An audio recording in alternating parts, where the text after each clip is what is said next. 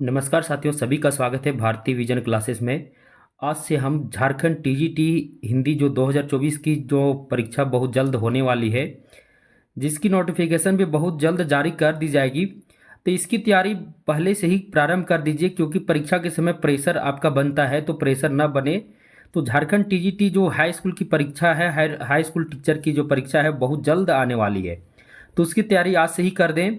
आज हम सिलेबस के अकॉर्डिंग हम इसका सिलेबस का भी एक वीडियो क्लास अपलोड किए थे, उसे आप देख लेंगे। तो सिलेबस के अकॉर्डिंग हम एक क्लास लेकर आए हैं। आज हम इस क्लास में हिंदी भाषा का विकास और स्थिति का जो पहला टॉपिक है, हिंदी भाषा का विकास, जिसमें पढ़नी है हमको प्रारंभिक हिंदी, हिंदवी, हिंदुई, खड़ी बोली का साहित्यिक भाषा के रूप में विकास। ये फर्स्ट टॉपिक में लगा हुआ है। तो आज हम इसको बेहतरीन तरीके से पढ़ेंगे। तो जितने भी साथी झारखंड टीजीटी की परीक्षा की तैयारी करने का मन बना लिए हैं, तो आज से ही तैयारी करना शुरू कर दें, ताकि परीक्षा के समय ज़्यादा प्रेशर न बने। तो चलिए प्रारंभ करते हैं आज की इस क्लास को। ये क्लास बहुत ही महत्वपूर्ण होने वाला है। इससे बाहर परीक्षा में एक भी प्रश्न नहीं आने वाला है। तो पूरा महत्वपूर्ण जितने भी टॉपिक है, सभी टॉपिक को हम लेकर इसमें निचोड़ लेकर आ गए हैं। तो सभी साथी आज की वीडियो क्लास से जुड़ जाएंगे। प्रारंभ करते हैं आज की इस क्लास को। सबसे पहले चर्चा करेंगे प्रारंभिक हिंदी पर। तो हिंदी का आदि जननी जो है वो कौन सी भाषा है? तो याद रखिएगा, हिंदी भाषा की आदि जननी जो है, वो हिंदी भाषा की आदि जननी संस्कृत भाषा है। कौन सी भाषा है? संस्कृत भाषा है। और एक और महत्वपूर्ण प्रश्न कभी कभी परीक्षा में पूछता है, संस्कृत का उत्तराधिकारी भाषा कौन सी है? तो हिंदी। ये भी याद रखिएगा। संस्कृत को आर्य भाषा और देव भाषा दोनों कहा जाता है। संस्कृत को आर्य भाषा भी कहा जाता है, देव भाषा भी कहा जाता है। और कहा जाता है कि देवों की भाषा थी, इसलिए इसकी लिपि को भी देवनागरी कहा गया था। तो संस्कृत का भी लिपि कौन सी है? तो देवनागरी लिपि है। तो संस्कृत को आर्य भाषा भी कहते हैं और देव भाषा भी कहते हैं। अगला महत्वपूर्ण बिंदु है, भारतीय आर्य भाषा भारोपीय भाषा परिवार के अंतर्गत आती है। याद रखिए, बहुत ही महत्वपूर्ण है। भारतीय आर्य भाषा किस भाषा परिवार के अंतर्गत आती है? तो भारोपीय भाषा परिवार के अंतर्गत आती है। भारतीय आर्य भाषा को कितने कालों में बांटा गया है? तो 3 कालों में बांटा गया है। मुझे लगता है कि बहुत सारे विद्यार्थी ये जान भी रहे होंगे। तो पहला है प्राचीन भारतीय आर्य भाषा, दूसरा है मध्यकालीन भारतीय आर्य भाषा, और तीसरा है आधुनिक भारतीय आर्य भाषा। तो ये सभी जितने भी काल हैं, ये हिंदी भाषा के विकास के काल हैं। तो सबसे पहले चर्चा करते हैं प्राचीन भारतीय आर्य भाषा की। तो कहा जाता है कि 1500 ईसा पूर्व से लेकर 500 ईसा पूर्व तक जो भाषा रही, वो प्राचीन भारतीय आर्य भाषा रही, जिसमें वैदिक संस्कृत और लौकिक संस्कृत की रचना हुई। वैदिक संस्कृत का जो समय सीमा रहा 1500 ईसा पूर्व से 1000 ईसा पूर्व, और लौकिक संस्कृत का जो समय सीमा रहा 1000 ईसा पूर्व से 500 ईसा पूर्व, और कुल मिलाकर 1500 ईसा पूर्व से 500 ईसा पूर्व। अब वैदिक संस्कृत के अंतर्गत वेदों की रचना हुई। याद रखिएगा, वैदिक संस्कृत के अंतर्गत वेदों की रचना हुई, और लौकिक संस्कृत के अंतर्गत ये लोक भाषा थी। रामायण महाभारत की रचना लौकिक संस्कृत की के अंतर्गत हुई। ये भी बहुत ही महत्वपूर्ण है।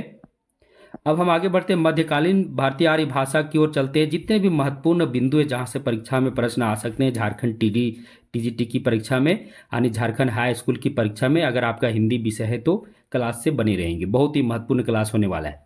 मध्यकालीन भारतीय आर्य भाषा 500 ईसा पूर्व से 1000 ईस्वी।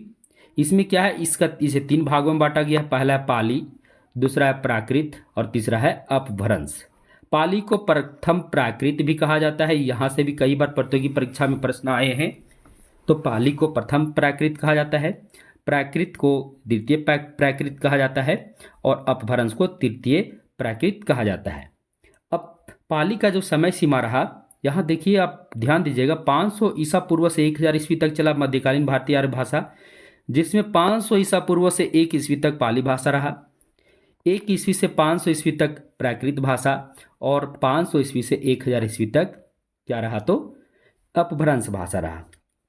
पाली से महत्वपूर्ण बिंदु है, पाली बौद्ध धर्म की भाषा है। किसकी भाषा है? तो बौद्ध धर्म की भाषा उस समय थी। त्रिपिटक की रचना भी किस भाषा में हुई? तो पाली भाषा में हुई। अब पाली भारत की प्रथम क्या है? तो देश भाषा है। बहुत ही महत्वपूर्ण बिंदु है। भारत की प्रथम देश भाषा कौन है? तो पाली है। याद रखिएगा, भगवान बुद्ध जो अपने उपदेश देते थे पाली भाषा में ही देते थे। बहुत ही महत्वपूर्ण है। भगवान बुद्ध जो उपदेश देते किस भाषा में, तो पाली भाषा में ही देते थे। आगे यहाँ बढ़ते हैं। दूसरा प्राकृत, जिसे द्वितीय प्राकृत भी कहा जाता है। यहाँ पर थोड़ा सा छूट गया, इसे पढ़ेंगे। अब इसका समय सीमा है 1 ईस्वी से 500 ईस्वी। जैन साहित्य की जो रचना है प्राकृत भाषा में ही। जैन साहित्य अगर आप आदिकाल पढ़ेंगे तो उसमें जैन साहित्य, रासो साहित्य, सिद्ध साहित्य, नाथ साहित्य पढ़ेंगे, तो जैन साहित्य की रचना है उसकी भाषा क्या रही, तो प्राकृत भाषा ही रही। प्राकृत को 5 वर्गों में बांटा गया है और प्राकृत जो थी वो बोलचाल की भाषा थी। आगे बढ़ते हैं। अपभ्रंश भाषा, ये तृतीय प्राकृत है। हिंदी भाषा की आधुनिक जननी किसे माना जाता है, तो अपभ्रंश भाषा को माना जाता है। बहुत ही महत्वपूर्ण 2 बिंदु है। हिंदी भाषा की आदि जननी कौन सी भाषा है, तो आपका आंसर होगा, आपका उत्तर होगा क्या, संस्कृत। और हिंदी भाषा का आधुनिक जननी अपभ्रंश, दोनों याद रखिएगा, बहुत ही महत्वपूर्ण है। अन्य नाम इसके तो अपभ्रंश का अन्य नाम है अवहंस, ग्रामीण, देसी भाषा, आभिरी भाषा। इसे बिगड़ा हुआ भाषा भी कहा जाता है। और अपभ्रंश से एक बहुत ही महत्वपूर्ण बिंदु है, अपभ्रंश का वाल्मीकि किसे कहा जाता है, तो स्वयंभू को कहा जाता है। किसे कहा जाता है, स्वयंभू को कहा जाता है। और याद रखिएगा अपभ्रंश भाषा में सर्वप्रथम रचना करने वाले भी कौन है, तो स्वयंभू ही है। इसलिए इनको अपभ्रंश का क्या कहा जाता है, वाल्मीकि कहा जाता है। एक और महत्वपूर्ण बिंदु याद रखिएगा, स्वयंभू की रचना है पौंचरऊ, जो अपभ्रंश भाषा में एक रामायण है। और इसी के कारण इनको अपभ्रंश का वाल्मीकि नाम पड़ा। जिस प्रकार वाल्मीकि संस्कृत में रामायण लिखे थे, उसी प्रकार स्वयंभू क्या किए, तो अपभ्रंश भाषा में रामायण की रचना किए पौंचरऊ के नाम से, जिसमें उन्होंने कुल 83 संधि जोड़े थे। और उनके पुत्र ने उनमें 7 संधि और जोड़कर 90 संधि टोटल जोड़ दिए थे। तो इसीलिए इनको अपभ्रंश का वाल्मीकि नाम पड़ने का कारण है, क्योंकि जिस प्रकार वाल्मीकि रामायण की रचना किए थे, उसी प्रकार स्वयंभू ने भी क्या किए थे, अपभ्रंश भाषा में रामायण की रचना किए। इसलिए उनका नाम था रामायण का क्या, पौंचरऊ। और इसी के कारण इनको अपभ्रंश का वाल्मीकि नाम पड़ा। आगे चलते हैं, आधुनिक भारतीय आर्य भाषा की ओर चलते हैं। इसका समय सीमा 1000 ईस्वी से आगे है।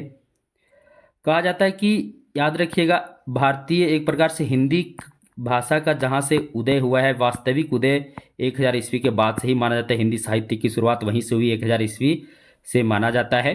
तो अब आधुनिक भारतीय आर्य भाषा के अंतर्गत अवहट भाषा, ब्रज भाषा, अवधी भाषा, खड़ी बोली भाषा और जितनी भी अन्य विकसित भाषाएं थी, सभी भाषाएं आधुनिक भारतीय आर्य भाषा के अंतर्गत आएंगी। अब देखिए हिंदी का जो विकास का क्रम है किस प्रकार रहा। संस्कृत से पाली, पाली से प्राकृत, प्राकृत से अवहट, अवहट से, यहाँ पर एक छूट गया, याद रखिएगा, बीच में अपभ्रंश होगा। क्या होगा, अपभ्रंश छूट गया है, इसे आप देख लेंगे। अगर कोई विद्यार्थी इसका नोट्स लेंगे, इसमें आपको शुद्धिकरण करके मिलेगा। तो संस्कृत से पाली, पाली से प्राकृत, प्राकृत से आपका अपभ्रंश, अपभ्रंश से अवहट और अवहट से हिंदी। अवहट को माना जाता है, ये अपभ्रंश के निकट ही अवहट को माना जाता है। तो ये इसका क्या है, विकास क्रम है। संस्कृत से पाली, पाली से प्राकृत, प्राकृत से अपभ्रंश, अपभ्रंश से क्या हो जाएगा आपका अवहट, अवहट से हिंदी। हिंदी भाषा का वास्तविक उदय कहा जाता है तो 1000 ईस्वी से ही माना जाता है। अब आगे बढ़ते हैं।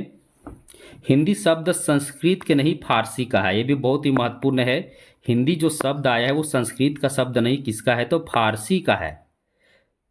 इससे यह स्पष्ट होता है, क्या स्पष्ट होता है, हिंदी शब्द अगर संस्कृत का नहीं है, जबकि हिंदी को संस्कृत का आदि जननी, हिंदी भाषा को संस्कृत का आदि जननी माना जाता है, जबकि जो हिंदी शब्द है वो फारसी का है। किसका है, फारसी का है। इससे यह स्पष्ट होता है कि हिंदी का नामकरण हिंदुओं ने नहीं बल्कि मुसलमान कवियों ने की है। यानी हिंदी का जो नामकरण करने वाले हिंदू कवि ना होकर, हिंदू रचनाकार ना होकर कौन है, तो मुसलमान कवि हैं।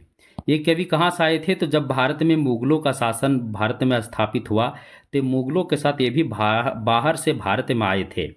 जबकि इनका जो ये फारसी लोग थे, मतलब एक प्रकार से फारसी थे, लेकिन यहाँ आने के बाद यहाँ जिस प्रकार हिंदी भाषा चली उससे प्रभावित हुए और उन्होंने हिंदी का जो नाम है, हिंदी शब्द नामकरण करने का श्रेय भी किसका है, तो फारसी का है। इसलिए कभी कभी प्रश्न आता है हिंदी शब्द किसका है, तो याद रखिए फारसी भाषा का ये शब्द है। अगला टॉपिक है, हम चर्चा किए थे, इसमें पढ़ना है प्रारंभिक हिंदी, इसके अलावा पढ़ना है हिंदवी हिंदुई, और तीसरा पढ़ना है खड़ी बोली का काव्य भाषा के रूप में किस प्रकार विकास हुआ। अब दूसरा टॉपिक है हिंदवी या हिंदुई, बहुत ही महत्वपूर्ण है। तो मुस्लिम परंपरा के कवियों और विद्वानों ने मध्यकालीन जनभाषा को हिंदवी कहा। याद रखिएगा, जब भारत में मुगलों का जब यहाँ पर शासन स्थापित हो गया उनका, तो बहुत सारे कवि भी आए बाहर से। तो यहाँ पर याद रखिएगा, मुस्लिम कवियों और विद्वानों ने मध्यकालीन जनभाषा को यहाँ आए, तो यहाँ की जो भाषा थी उसे उन्होंने क्या नाम दिया? हिंदवी नाम दिया, हिंदवी या हिंदुई नाम दिया। भक्ति काल के फारसी कवि, कौन कवि? तो फारसी कवि, क्योंकि ये भी बाहर के ही थे। ओफी ने यहाँ की जो देसी भाषा थी, भारत की देसी भाषा के रूप में हिंदवी शब्द का प्रयोग किया। इसका शब्द, किस शब्द का प्रयोग किया? तो हिंदवी शब्द का प्रयोग किया। अगला महत्वपूर्ण बिंदु है, अमीर खुसरो को तो आप जानते ही होंगे, बहुत ही प्रसिद्ध एक प्रकार से कवि के रूप में है। तो अमीर खुसरो ने देसी भाषा को हिंदवी या हिंदुई माना। अमीर खुसरो ने भी वहाँ भारत की जो देसी भाषा थी उसे क्या माना? हिंदवी या हिंदुई माना। अमीर खुसरो को क्या कहा जाता है? ये भी बहुत ही महत्वपूर्ण बिंदु है। तो अमीर खुसरो को तूती ये हिंद कहा जाता है, बहुत ही महत्वपूर्ण है। अमीर खुसरो को क्या कहा जाता है? तो तूती ये हिंद कहा जाता है। अमीर खुसरो अपनी रचना खालिक बारी में हिंदवी शब्द का प्रयोग 30 बार किए हैं। याद रखिए, उनकी एक रचना है खालिक बारी, जिसमें हिंदवी शब्द का प्रयोग 30 बार और हिंदी शब्द का प्रयोग 4 बार किए हैं। किस रूप में? तो देसी भाषा के रूप में। यानी समझ गए, यानी अमीर खुसरो अपनी रचना खालिक बारी में देसी भाषा के रूप में हिंदवी शब्द का प्रयोग 30 बार किए हैं और हिंदी शब्द का प्रयोग 4 बार किए हैं। आगे महत्वपूर्ण बिंदु है, हिंदुई या हिंदवी शब्द का संबंध। याद रखिएगा, अगर प्रश्न कभी आ जाए हिंदुई या हिंदवी शब्द का संबंध किनसे है, तो मुसलमान कवियों से है, क्योंकि उन्हीं का ये देन है। तुर्की अरबी हिंदवी भाषा, याद रखिएगा, ये जायसी का एक कथन है। अब याद रखिए, मलिक मोहम्मद जायसी भी मुसलमान कवि ही थे। तो तुर्की अरबी हिंदवी भाषा ते ही आही, जामे मरग प्रेम का सबे सराहे ताही। एक इनका महत्वपूर्ण पंक्ति है। तो ये पंक्ति जो है जायसी का है, जो हिंदवी शब्द को लेकर है। मध्यकाल में दिल्ली से लेकर अवध तक, याद रखिए, मध्यकाल में दिल्ली से लेकर अवध तक जनसाधारण की भाषा हिंदवी प्रचलित होने लगी थी। यानी आम जनता में मध्यकाल में कौन सी भाषा का प्रचलन सबसे अधिक होने लगा था? तो हिंदवी शब्द, हिंदी भाषा, यानी हिंदवी भाषा का। उसमें हिंदवी चलता था, बाद में हिंदी हो गया। मध्यकाल में देसी भाषा का अर्थ में, याद रखिए, मध्यकाल में जो है देसी भाषा के अर्थ में भाखा और हिंदी के समानार्थ में हिंदवी शब्द का प्रयोग होता था। भाषा को भाखा और हिंदी को हिंदवी, ये शब्द प्रचलन में था। कब? तो मध्य काल में। अकबर के दरबारी कवि रहीम, हिंदी के कवि, रहीम को हिंदी के कवि कहा गया है। अन्य अकबर के दरबारी कवि रवि एक मुसलमान है, परंतु इनको किसका कवि कहा गया है? तो हिंदी का कवि कहा गया। कई बार ये भी प्रश्न पूछता है कि रहीम किस राजा के दरबारी कवि थे? बहुत ही महत्वपूर्ण, याद रखिएगा, तो अकबर के। कई प्रतियोगी परीक्षा में यहाँ से भी प्रश्न पूछ चुका है कि रहीम किसके दरबारी कवि थे? तो याद रखिएगा, अकबर के दरबारी कवि थे। आगे चलते हैं। हिंदवी से ही हिंदी, हिंदुस्तानी, उर्दू भाषाओं का विकास हुआ। ये भी बहुत ही महत्वपूर्ण है। हिंदवी शब्द से ही, यानी हिंदवी से ही हिंदी भाषा, हिंदुस्तानी, उर्दू इत्यादि भाषाओं का क्या हुआ? विकास हुआ। ये कह सकते हैं कि इसी के क्या है, सभी रूप हैं। हिंदवी शब्द का प्रथम प्रयोगकर्ता कौन थे? तो हिंदवी शब्द का प्रथम प्रयोगकर्ता अबू सईद हैं। बहुत ही महत्वपूर्ण है, हिंदवी शब्द के प्रथम प्रयोगकर्ता अबू सईद हैं। अमीर खुसरो, जिनका समय सीमा 1253 से 1325 रहा, यानी का जन्म और मृत्यु दिया हुआ है। तो अमीर खुसरो को हिंदवी का प्रथम कवि माना गया है। ये भी बहुत ही महत्वपूर्ण है। हिंदवी का प्रथम कवि किन्हें माना गया है? तो अमीर खुसरो को माना गया है। देखिए, अमीर खुसरो का यह पंक्ति कई बार पूछ चुका है प्रतियोगी परीक्षा में, बहुत ही प्रसिद्ध पंक्ति है। मैं हिंदुस्तान का तूती हूँ, अगर वास्तव में जो कुछ पूछना चाहते हो हिंदवी में पूछो। वो बोलते हैं, मैं हिंदुस्तान का तूती हूँ, अगर वास्तव में जो कुछ पूछना चाहते हो क्या मैं पूछूं तो हिंदवी में पूछो। ये अमीर अमीर खुसरो का प्रसिद्ध क्या है पंक्ति है, और कई बार ये पूछ भी चुका है। एक और इनका काव्य पंक्ति है, तुर्क ये हिंदुस्तान ये मन हिंदवी गोयम चू आब, सक्रे मिस्री ना दारम कज अरब गोयम सुखन। ये किनका प्रसिद्ध पंक्ति है, तो ये भी एक प्रकार से हिंदवी भाषा को लेकर, क्योंकि हिंदवी शब्द लगा हुआ है, हिंदवी भाषा को लेकर अमीर खुसरो की ही पंक्ति है। आगे बढ़ते हैं। हिंदवी शब्द का भारत के विभिन्न हिंदी भाषी बोलियां जैसे ब्रज, अवधी, बुंदेलखंडी इत्यादि के साथ मिश्रण रहा, परंतु हिंदवी शब्द को खड़ी बोली के रूप में सबसे अधिक प्रसिद्धि प्राप्त हुई। यानी ये बिंदु इस पंक्ति को समझिएगा, क्या इसमें कहा जा रहा है। हिंदवी जो शब्द है वो भारत में जितने भी हिंदी भाषी बोलियां थी, जैसे ब्रज भाषा, अवधी भाषा, बुंदेलखंडी भाषा, इसके अलावा जितने भी भाषाएं थी सबके साथ इनका मिश्रण रहा, परंतु सबसे अधिक जो इसका अधिक प्रसिद्धि प्राप्त हुई किस रूप में, तो हिंदवी शब्द का खड़ी बोली हिंदी के रूप में सबसे अधिक प्रसिद्धि मिली। किसे, तो हिंदवी भाषा को। आगे बढ़ते हैं। हिंदवी वो भाषा थी जो शोरसेनी अपभ्रंश से विकसित हुई थी और मध्य देश की भाषा थी। देखिए किनका कथन है, भोलानाथ तिवारी जी का कथन है, हिंदवी वो भाषा थी जो शोरसेनी अपभ्रंश से विकसित हुई और मध्य देश की भाषा थी। ये भोलानाथ तिवारी जी का महत्वपूर्ण कथन है हिंदवी भाषा को लेकर, हिंदवी शब्द को लेकर। आगे देखिए, मध्यकाल में जब हिंदू और मुसलमानों के बीच क्या होने लगा, प्रायः विद्रोह होने लगा, क्योंकि हिंदी शब्द लाने का जो हिंदी या हिंदवी कह सकते ये कौन लाए हैं, तो ये मुसलमानों का दिन है। तो मध्यकाल में जब हिंदू और मुसलमानों के बीच क्या हुआ, आपसी संघर्ष, विद्रोह होने लगा, तो मुसलमानों में हिंदवी की नई भाषा शैली का निर्माण हुआ। तो मुसलमानों में क्या हुआ, हिंदवी की एक नई भाषा शैली उर्दू भाषा का क्या हुआ, जन्म हुआ। और कहा जाता है उनकी जो उर्दू भाषा जो है ये इसका लिपि भी फारसी है, तो ये उर्दू भाषा कहा जाता है, मुसलमानों से ही जुड़ा हुआ है, मुसलमान लोग ही ज़्यादा जानते हैं उर्दू भाषा। तो इसका जन्म होने के कारण कैसे देख लीजिए, ये भी हिंदवी से ही आया है।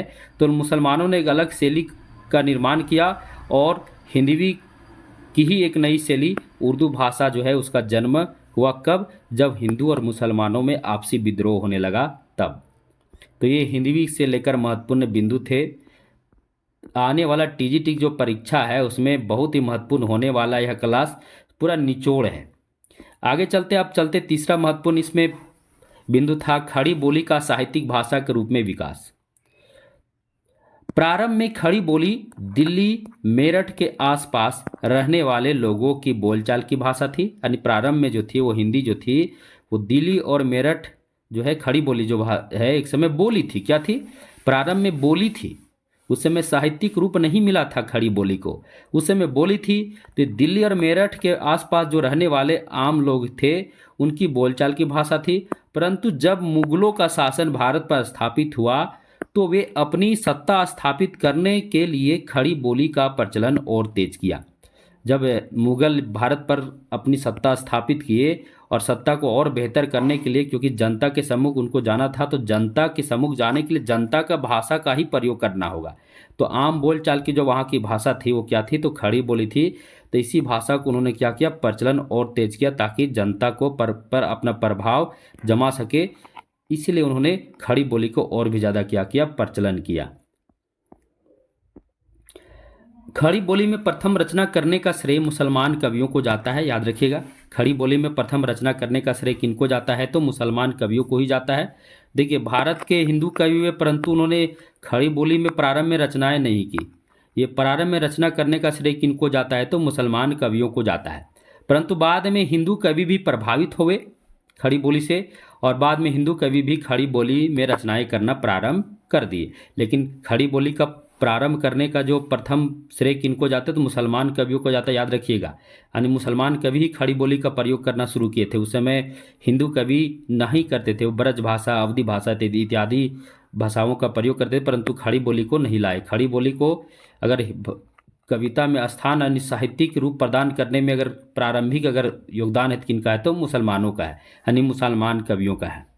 खड़ी बोली के प्रथम कवि किनको माना जाता है? अमीर खुसरो को माना जाता है। आप जानते ही हैं अमीर खुसरो में सर्वप्रथम खड़ी बोली में रचनाएं की। उनकी मुकरियां हैं, पहेलियां हैं, दो सखुने, सभी खड़ी बोली में बहुत सारे रचनाएं की हैं। तो खड़ी बोली के प्रथम कवि किनको माना जाता है? अमीर खुसरो को माना जाता है। और अमीर खुसरो क्या है? एक मुस्लिम है। क्या है?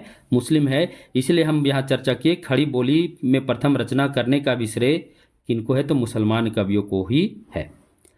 अब आगे चलते। प्रारंभिक हिंदी खड़ी बोली, जब प्रारंभ में जब हिंदी खड़ी खड़ी बोली जो हिंदी थी वो फारसी और देवनागरी, कौन कौन? तो फारसी और देवनागरी दोनों लिपियों में लिखी जाती थी। यानी प्रारंभ में जो खड़ी बोली हिंदी थी वो फारसी लिपि में भी और देवनागरी लिपि दोनों में लिखी जाती थी। और हमें लगता है यहीं से क्या हुआ था, जब हिंदू और मुस्लिम में आपसी विद्रोह हुआ तो मुस्लिम फारसी को आगे लेकर चले, फारसी लिपि को अपनाकर वो हिंदी का ही एक अलग रूपांतरण कर उर्दू भाषा का निर्माण किए और देवनागरी से हिंदी बना, जिसे खड़ी बोली कह सकते हैं। तो खड़ी बोली का प्रारंभ में दो लिपियों में लिखी जाती थी, फारसी लिपि और देवनागरी लिपि। खड़ी बोली ही मुसलमानों द्वारा, खड़ी बोली ही किसके द्वारा? मुसलमानों द्वारा। तो खड़ी बोली ही मुसलमानों द्वारा हिंदी, हिंदवी या हिंदुई से परिचित हुई। यानी खड़ी बोली ही जो है ये जो खड़ी बोली है ये किसके द्वारा? तो मुसलमानों द्वारा हिंदी, हिंदवी या हिंदुई से प्रसिद्ध हुई। तो कुल मिलाकर खड़ी बोली को प्रसिद्धि करने में प्रारंभिक देन किनका है? तो मुसलमान कवियों का है। खड़ी बोली के प्रथम गद्य लेखक अकबर के दरबारी कवि गंग है। बहुत ही महत्वपूर्ण है। खड़ी बोली के प्रथम गद्य लेखक कौन है? तो खड़ी बोली के प्रथम गद्य लेखक गंग कवि हैं, जो किसके दरबारी कवि थे? अकबर के दरबारी कवि थे। अब यहाँ गंग भी अकबर के दरबारी कवि थे और रहीम भी अकबर के दरबारी कवि थे। तो याद रखिएगा दोनों बहुत ही महत्वपूर्ण बिंदु है। गंग किसके दरबारी कवि थे? तो अकबर के दरबारी कवि थे। अब गंग की रचना है चंद छंद वर्णन की महिमा। ये गंग कवि की रचना है जिसका समय सीमा 16वीं सदी। खड़ी बोली गद्य की प्रथम रचना है। खड़ी बोली गद्य की प्रथम रचना है चंद छंद वर्णन की महिमा, जिसके रचनाकार कौन है? तो गंग कवि हैं। और गंग कवि को खड़ी बोली गद्य का प्रथम क्या कहा जाता है? लेखक माना जाता है। परीक्षा में प्रश्न घुमाकर भी पूछ सकता है, हिंदी गद्य का प्रथम लेखक कौन है? तो हिंदी गद्य के भी प्रथम लेखक कौन है? तो गंग कवि ही है। आगे बढ़ते हैं। राम प्रसाद निरंजनी कृत भाषा योग वशिष्ठ। तो राम प्रसाद निरंजनी कृत कौन सी है? तो भाषा योग वशिष्ठ। कौन सी रचना? भाषा योग वशिष्ठ, जिसका रचना काल है 1741 ईस्वी। खड़ी बोली की एक और महत्वपूर्ण गद्य रचना, ये भी क्या है? गद्य रचना है। एक खड़ी बोली की क्या है? तो गद्य रचना है। किनका है? तो राम प्रसाद निरंजनी। खड़ी बोली शोरसेनी अपभ्रंश से विकसित हुई। किस अपभ्रंश से विकसित हुई? तो शोरसेनी अपभ्रंश से। इसलिए हिंदी का जो कह सकते हैं कि आधुनिक जननी माना जाता है, अपभ्रंश भाषा को माना जाता है। और कहा जा सकता है शोरसेनी अपभ्रंश से ही खड़ी बोली का विकास हुआ है। तो खड़ी बोली शोरसेनी अपभ्रंश से विकसित हुई है। खड़ी बोली को कोरवी नाम से भी जाना जाता है। किस नाम से? कोरवी नाम से भी जाना जाता है। बहुत ही महत्वपूर्ण है सभी बिंदु। अब देखिए खड़ी बोली का नामकरण। खड़ी बोली को खड़ी बोली नामकरण करने वाले कौन है? तो धीरेन्द्र वर्मा है। कौन है? धीरेन्द्र वर्मा। खड़ी बोली को कोरवी कौन कहें? तो कोरवी नामकरण करने का श्रेय जो है भोलानाथ तिवारी जी को है। और खड़ी बोली को देसी हिंदुस्तानी कहने का नाम जो श्रेय है वो कौन किनका है? तो जॉर्ज गिरियर्सन का है। तो तीनों महत्वपूर्ण है। खड़ी बोली को देसी हिंदुस्तानी किसने कहा? जॉर्ज गिरियर्सन ने। खड़ी बोली को खड़ी बोली किसने कहा? धीरेन्द्र वर्मा ने। और खड़ी बोली को कोरवी किसने कहा? तो भोलानाथ तिवारी ने। अब हम आगे बढ़ते हैं। प्रारंभ में खड़ी बोली जनसाधारण की भाषा थी। जनसाधारण मतलब आम जनता की भाषा थी, क्योंकि भारत में हिंदू कवि ब्रज भाषा, अवधी भाषा एवं अन्य विकसित भाषाओं में काव्य रचना करते थे। यानी भारत के जो हिंदू कवि हुआ करते थे, हिंदू रचनाकार हुआ करते थे, वे अपनी काव्य की भाषा ब्रज भाषा, अवधी भाषा या अन्य जो विकसित भाषा थी उसे, यानी खड़ी बोली को काव्य की भाषा नहीं बनाए थे। खड़ी बोली की काव्य भाषा बनाने का जो प्रारंभिक श्रेय किनका है? तो मुसलमान कवियों का है, हम आपको बता दिए। तो उस समय ये जनसाधारण की भाषा थी।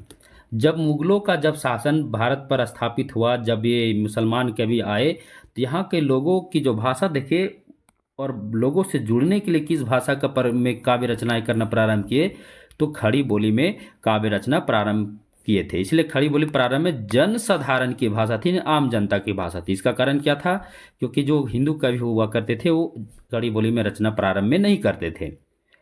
आगे, मुसलमान कवियों जो बाहरी थे, क्या थे? जो बाहरी थे, मुसलमान कवियों ने, यानी मुसलमान कवि कहाँ थे? बाहरी थे, अर्थात बाहर से आए हुए थे।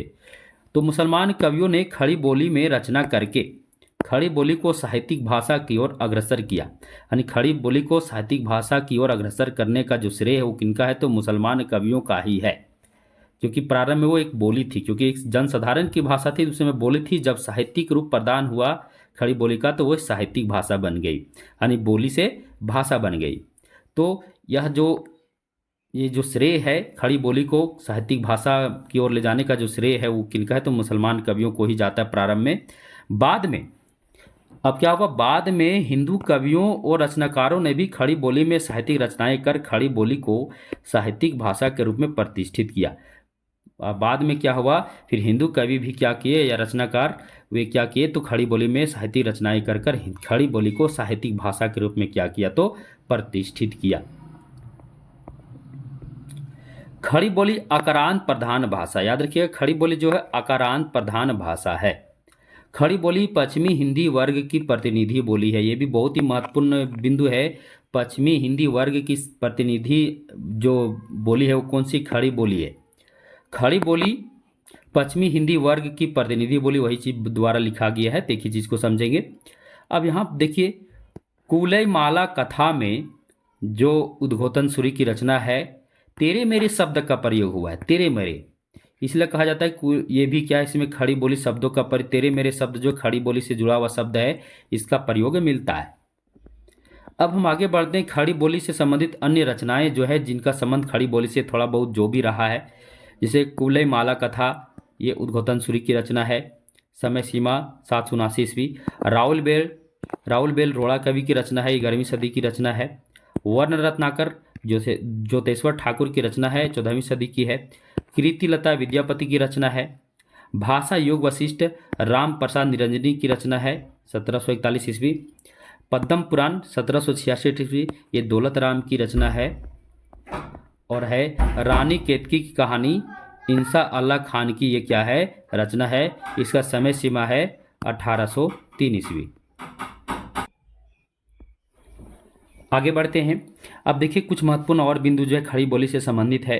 भाषा योग वशिष्ठ की रचना 1741 ईस्वी में हुई और प्रकाशित जो है ये कब हुई? तो 1865 ईस्वी में, यानी इसकी रचना 1741 ईस्वी और इसका प्रकाशन 1865 ईस्वी। खड़ी बोली के प्रथम कवि अमीर खुसरो और प्रथम गद्य लेखक गंग कवि, बहुत ही महत्वपूर्ण है। खड़ी बोली के अगर प्रथम कवि की बात हो तो खड़ी बोली के प्रथम कवि हैं अमीर खुसरो, और खड़ी बोली की प्रथम गद्य लेखक कौन है? तो गंग कवि हैं। रामचंद्र शुक्ल ने गंग कवि को खड़ी बोली गद्य का क्या माना है? तो रामचंद्र शुक्ल ने गंग कवि को खड़ी बोली गद्य का प्रारंभ करता माना है। क्या माना है? प्रारंभ करता माना है। तो मुझे उम्मीद है यह जो वीडियो क्लास था ये एक प्रकार से झारखंड टीजीटी का सिलेबस के अकॉर्डिंग है, तो बहुत ही महत्वपूर्ण वीडियो क्लास आपके लिए रहा होगा। जितने भी महत्वपूर्ण तथ्य से सभी तथ्यों को लेकर आए, और मुझे उम्मीद है कि यह वीडियो क्लास आपके लिए बहुत बेहतर साबित होगा। जितने भी नए विद्यार्थी हैं जो झारखंड हाई स्कूल की तैयारी कर रहे हैं, चैनल को सब्सक्राइब कीजिएगा, वीडियो को लाइक कीजिएगा, जितना हो सके शेयर कीजिएगा। आपके लाइक करने से, सब्सक्राइब करने से, शेयर करने से हमारा हौसला बढ़ता है और हम फिर आपके लिए एक से एक वीडियो लेकर आते हैं जो आपके लिए बहुत ही महत्वपूर्ण हो। अब हम आपको बता दें साथियों कि जो भी विद्यार्थी झारखंड की सीजीएल की तैयारी कर रहे हैं, किसकी तैयारी कर रहे हैं? सीजीएल की तैयारी कर रहे हैं, या फिर सहायक आचार्य की तैयारी कर रहे हैं, या फिर जितने भी झारखंड की प्रतियोगी परीक्षा जेएसएससी लेती है उसकी अगर आप तैयारी कर रहे हैं, और अगर आप पेपर टू में आप अगर हिंदी विषय लिए होंगे, कौन सी विषय? हिंदी विषय, तो इसका संपूर्ण हस्तलिखित नोट्स हमारे पास उपलब्ध है, उसे आप ले सकते हैं। कुछ परचेस करने होंगे, और उसका संपूर्ण वीडियो क्लास भी भारती विजन क्लासेस के चैनल में यानी प्ले लिस्ट में उपलब्ध है। तो वीडियो क्लास के साथ अगर आपको पीडीएफ परचेस करने हैं तो आप हमसे कांटेक्ट कर सकते हैं। कॉन्टैक्ट नंबर और भारती विजन क्लासेस का जो ऑफिशियल टेलीग्राम ग्रुप है, दोनों का जो लिंक है इस वीडियो क्लास के डिस्क्रिप्शन बॉक्स में दिया हुआ है, जहां से आप हमसे कांटेक्ट करके नोट्स भी ले सकते हैं। तो सीजीएल झारखंड का जितना भी प्रतियोगी परीक्षा है जो जेएसएससी लेती है, अगर आप पेपर 2 में हिंदी लिए होंगे तो उसका संपूर्ण नोट्स हमारे पास उपलब्ध है। तब तक के लिए सभी साथियों को धन्यवाद।